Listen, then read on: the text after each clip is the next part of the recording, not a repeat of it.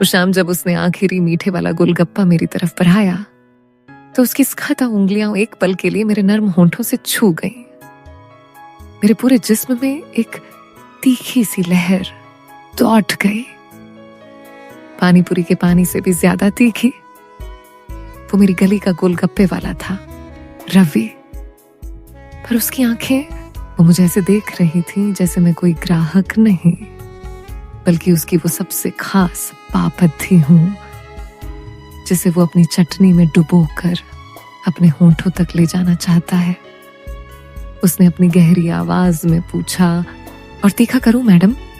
उसकी इस double meaning बात ने मुझे बता दिया था कि वो सिर्फ पानी की नहीं, मेरे इश्क की आग भी भटकाने वाला था। और मैं उस आग में जलने के लिए पूरी तरह तैयार थी। मैं अनाया, एक ऐसे खानदान की बेटी जहां हर चीज नाप तौल कर होती थी। मेरे कपड़े डिजाइनर थे, मेरे दोस्त अमीर थे, और मेरी जिंदगी एक 5 स्टार होटल के मेन्यू कार्ड की तरह थी, महंगी, खूबसूरत, पर बेस्वाद। मुझे हर वो चीज करने की मनाही थी जिसमें क्लास ना हो। और मेरी सबसे बड़ी चोरी, मेरा सबसे बड़ा गुनाह था गोलगप्पे खाना। हाँ, गोलगप्पे मेरे लिए वो सिर्फ एक स्ट्रीट फूड नहीं थे, वो मेरी छोटी सी बगावत थे, मेरी आजादी का एहसास थे। और इसी बगावत ने मुझे उससे मिलवाया था, रवि से। वो हमारी कॉलोनी के बाहर अपना छोटा सा ठेला लगाता था। वो कोई आम ठेले वाला नहीं था। उसके चेहरे पर एक अजीब सा सुकून और आंखों में एक खुददारी थी। वो जब अपने ग्राहकों को गोलगप्पे खिलाता तो ऐसा लगता जैसे वो कोई मामूली काम नहीं, कोई इबादत कर रहा हो। उसकी उंगलियां, उसकी लंबी सख्त उंगलियां जिस सफाई और रफ्तार से सूखी पूरियों में आलू का मसाला भरती और फिर उन्हें तीखे खट्टे पानी में डुबोती, मैं घंटों खत्ती होकर बस यही देख सकती थी। मैं हफ्ते में 2 बार अपनी माँ से योगा क्लास का बहाना बनाकर अपनी महंगी गाड़ी को थोड़ा दूर पार्क करके पैदल उस तक जाती थी, सिर्फ उसके हाथ के वो गोलगप्पे खाने। धीरे धीरे हमारा एक खामोश सा रिश्ता बन गया। अब मुझे लाइन में लगने की जरूरत नहीं पड़ रहती थी। मुझे देखते ही वो समझ जाता। वो मेरे लिए एक अलग खास तरह का पानी बनाता, थोड़ा कम तीखा और पुदीने की खुशबू से भरा। आपके लिए मैडम जी, वो एक प्लेट मेरी तरफ बढ़ाते हुए कहता, और उसकी आंखों में एक खास चमक होती।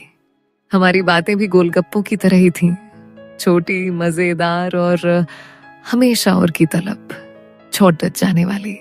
आज पानी कुछ ज्यादा ही असर कर रहा है, मैं अपनी आंखों से बहते पानी को पोंछते हुए कहती। कभी कभी थोड़ा तीखापन भी जरूरी होता है मैडम जी। वो मुस्कुराते हुए जवाब देता। जिंदगी का मजा ही क्या, अगर सब कुछ मीठा ही हो।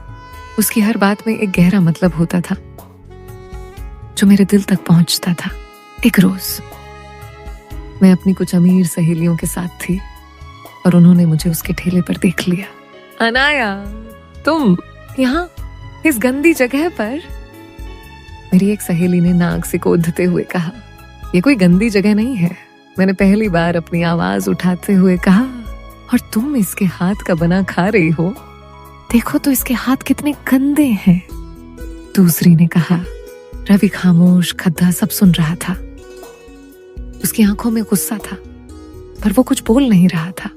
इसके हाथ गंदे नहीं हैं। मैं उसके सामने आकर खड़ी हो गई।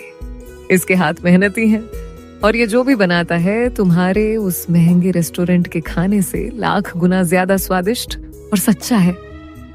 मेरी सहेलियां हैरान होकर मेरा मुंह देखती रह गईं और वहां से चली गईं। उस दिन जब सब चले गए तो रवि ने मेरी तरफ देखा। उसकी आंखों में आज मेरे लिए सिर्फ एक ग्राहक का नहीं बल्कि एक दोस्त का सम्मान था। शुक्रिया, उसने धीरे से कहा। मैंने सिर्फ सच कहा, मैंने कहा। उसने एक सूखी पापड़ी उठाई, उस पर मीठी चटनी और दही डाला और मेरी तरफ बढ़ाया। ये सिर्फ आपके लिए। उस दिन उस मीठी पापड़ी का स्वाद मेरे लिए दुनिया की हर महंगी मिठाई से ज्यादा था। मानसून की पहली बारिश थी। मैं उस रोज भी एक बहाना बनाकर उस तक पहुंची थी। आज तो मौसम बद्दा रोमांटिक है मैडम जी। उसने छेदा। चुप रहो। मैं शर्मा गई। मैं गोलगप्पे खा ही रही थी कि जोरों की बारिश शुरू हो गई। सब लोग भागकर इधर उधर छिपने लगे, पर मैं वहीं खटती रही। मुझे बारिश में भीगना पसंद था। रवि ने जल्दी से अपने ठेले पर तिरपाल डाला और फिर मेरी तरफ देखा। आप भीग जाएंगे तो भीग जाने दो। वो मुस्कुराया और वो भी मेरे साथ उस बारिश में खड़ा हो गया। हम दोनों उस खाली सड़क पर उस तेज बारिश में एक दूसरे को देख रहे थे और मुस्कुरा रहे थे। आप पागल हैं, उसने कहा। और तुम? मैंने पूछा। मैं तो हमेशा से था, पर शायद अब और भी ज्यादा हो गया हूं। बारिश तेज हो गई। चलिए। उसने मेरा हाथ पकड़ा और मुझे खींचकर अपने ठेले के छोटे से तिरपाल के नीचे ले आया।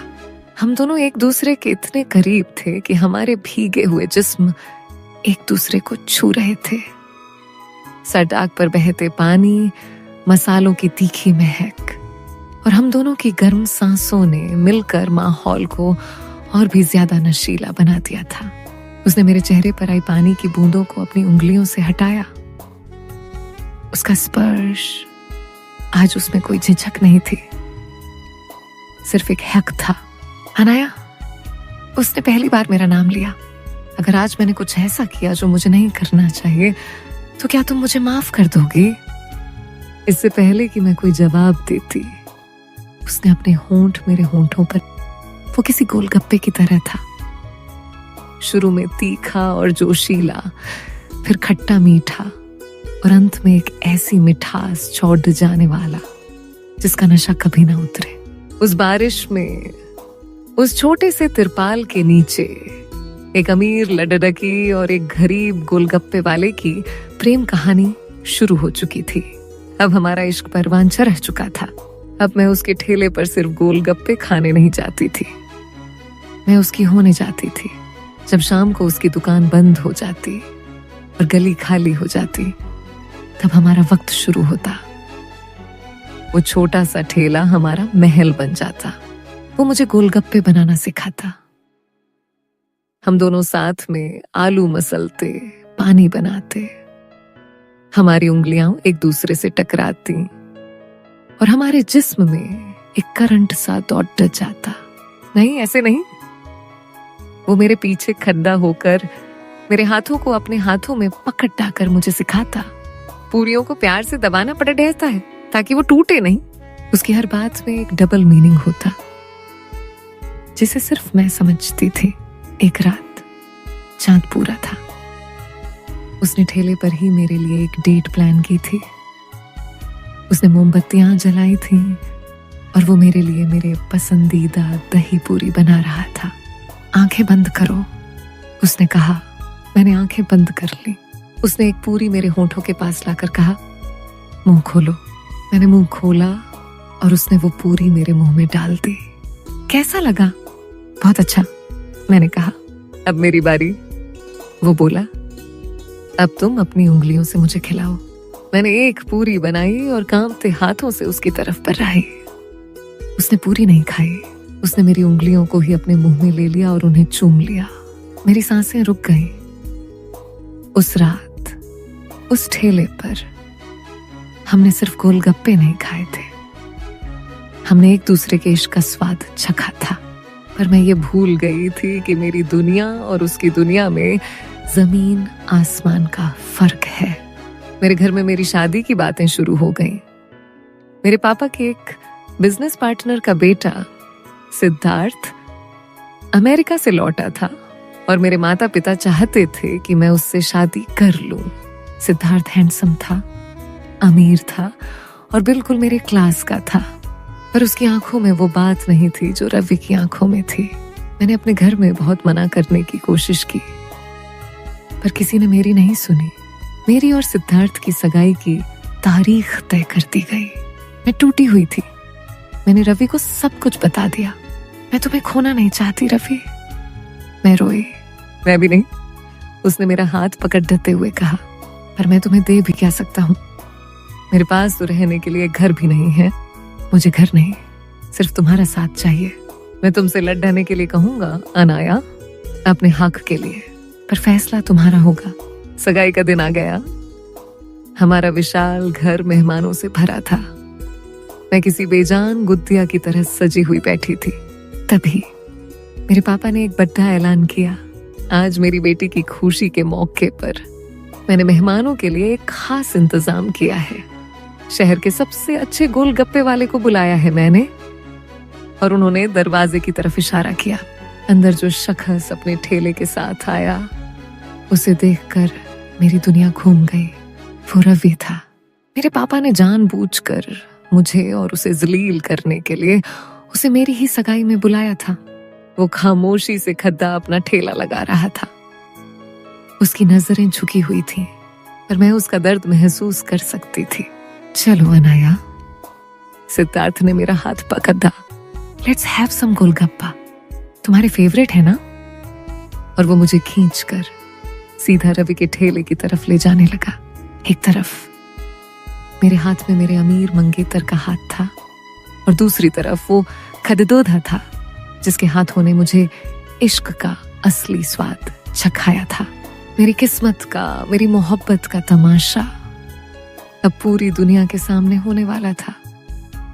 उस शाम, उस भरी महफिल में अनाया की जिंदगी का सबसे बड़ा इम्तिहान शुरू हो चुका था। क्या वो चुपचाप अपनी सगाई की रस्म पूरी कर लेगी और अपने प्यार को जलील होते हुए देखती रहेगी, या वो उस हीरे की अंगूठी को उतार फेंकेगी और उस गोलगप्पे वाले का हाथ थाम लेगी जिसने उसे जीना सिखाया था। अगर तुम भी जानना चाहते हो कि उस तीखी रात का अंजाम क्या हुआ, तो कमेंट में लिखो पार्ट 2 अभी लाओ। इस कहानी को अपने हर उस दोस्त के साथ शेयर करो जो चटपटी और रोमांटिक कहानियों का दीवाना है, और चैनल को सब्सक्राइब करना मत भूलना, क्योंकि असली मजा तो अब आने वाला है।